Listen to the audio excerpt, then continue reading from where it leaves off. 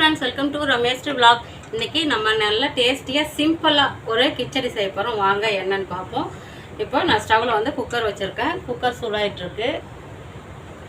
எண்ணெய் வந்து குழம்பு கரண்டியால் ஒரு 2 கரண்டி அளவுக்கு எண்ணெய் ஊற்றிக்கிறேன். இதுக்கு நெய்லாம் தேவையில்லை. நெய் ஊற்றணுன்னா ஊற்றிக்கலாம்.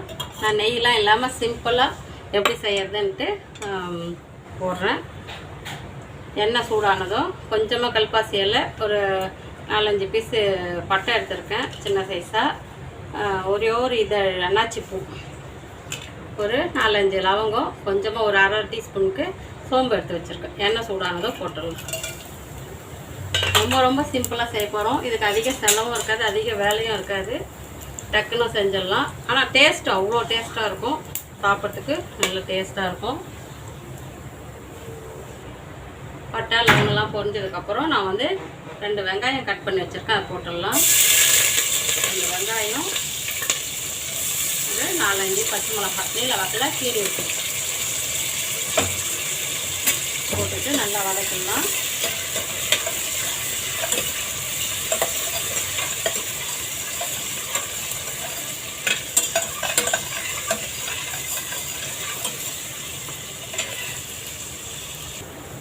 கொஞ்சமாக கருவேப்பிலை கிள்ளி போட்டுடலாம்.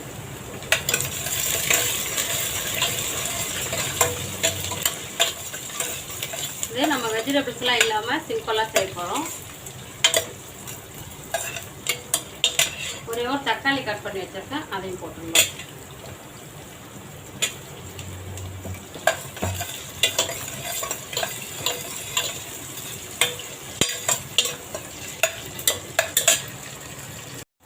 வெங்காயம் தக்காளி வதக்கும் போதே நம்ம இஞ்சி பூண்டு பேஸ்ட்டு 1 ஸ்பூன் அளவுக்கு போட்டுக்கலாம். இது ஃப்ரீசரில் வச்சுருந்தா அதனால் கெட்டியாக இருக்குது.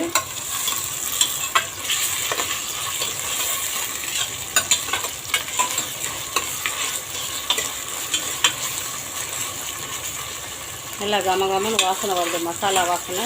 நம்ம அதிக மசாலாலாம் எதுவுமே போடலை.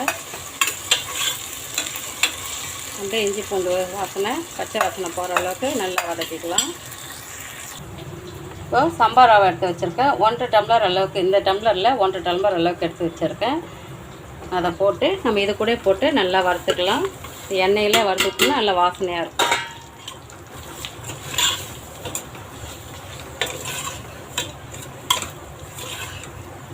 நல்லா கொஞ்சம் பொரிஞ்சு வர அளவுக்கு வறுத்துக்கலாம். நல்லா வாசனையாக இருக்கும், சாப்பிட்றதுக்கு டேஸ்ட்டாக இருக்கும்.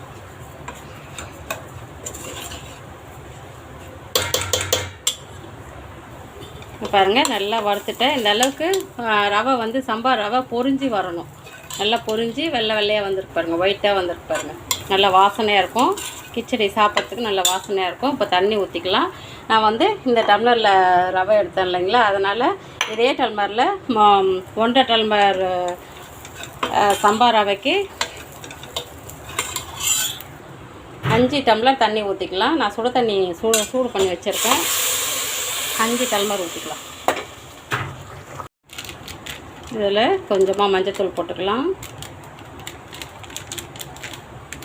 வாசனைக்காக பிரியாணி மசாலா கொஞ்சமாக போட்டுக்கலாம். பிரியாணி மசாலா வாசனையாக இருக்கும். இதில் நம்ம வேறு எதுவும் மசாலா அதிகம் சேர்க்கலை. கரம் மசாலாலாம் போடலை, பட்டை லவங்கம் தான் போட்டிருக்கோம். பிரியாணி மசாலா கொஞ்சம் போட்டுக்கலாம். காரத்துக்கும் பச்சை மிளகாய் தான், வேறு எதுவும் போடலை. மிளகாத்தூள்லாம் போடல. இது ஆனால் செம்ம டேஸ்ட்டாக இருக்கும். நீங்கள் இந்த மாதிரி செஞ்சு சாப்பிட்டு பாருங்களா, அப்புறம் சொல்லுவீங்க. அவ்வளோ டேஸ்ட்டாக இருக்கும். கலக்கி விட்டுட்டு மேலே மூடி போட்டு மூடி ஒரு 3 விசில் வர வரலையும் வேக வச்சுக்கலாம். அப்படியே மூடி போட்டு மூடிடலாம். சூப்பராக நல்லா டேஸ்ட்டாக வாசனையாக சாம்பார் ரவை கிச்சடி ரெடி ஆகிடும். வெஜிடபிள்ஸ்லாம் இல்லாமல் நம்ம ரொம்ப சிம்பிளாக அதிக மசாலாலாம் இல்லாமல் சூப்பராக செஞ்சுருக்கோம். இது வேகட்டும், அப்புறம் பார்ப்போம். இதுக்கு தேவையான சால்ட்டு போட்டுக்கலாம். நான் வந்து 1.5 டம்ளர் சாம்பார் ரவை எடுத்தேன். அதுக்காக 1.5 ஸ்பூன் போடுறேன். அதிகம் போட்டால் சாப்பிட முடியாது. எனக்கு கரெக்டாக இருக்கும், அளவு தெரியும் எனக்கு. இந்த ஸ்பூன் கணக்கு தான் எனக்கு, கை கணக்கு கூட இல்லை. சாப்பிட்டும் பார்க்க மாட்டேன், உப்பு இருக்கா அப்படின்லாம் சாப்பிட்டும் பார்க்க மாட்டேன். கரெக்டாக போட்டுருவோம், கரெக்டாக இருக்கும். நல்லா கலக்கி விட்டுட்டு மூடி போட்டு 3 விசில் வர வரலையும் வேக வச்சிடலாம்.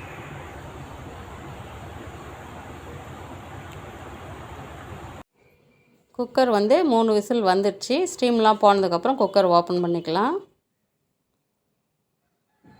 எல்லாம் கம கமன்னு வாசனையோட சூப்பரான சம்பா ரவை கிச்சடி எப்படி இருக்குது பாருங்கள். செம்ம டேஸ்ட்டாக இருக்கும். நம்ம சிம்பிளாக செஞ்சுருக்கோம். அதிகம் மசாலா போடலை, வெஜிடபிள்ஸ்லாம் போடலை, அதிகம் நெய்யெல்லாம் ஊற்றலை. இப்போ லாஸ்ட்டாக நெய்யில் கொஞ்சமாக ஒரு 2 ஸ்பூன் நெய்யில் வந்து முந்திரி பருப்பு எடுத்து வச்சுருக்கேன், அதை மட்டும் போட்டுக்குவோம்.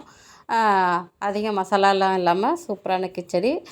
கிச்சடிலாம் கொஞ்சம் தலை தலைன்னு இருக்கணும். அதனால தான் நான் வந்து தண்ணி வந்து 1½ டம்ளர் சம்பா ரவைக்கு 5 டம்ளர் தண்ணி ஊற்றியிருக்கேன்.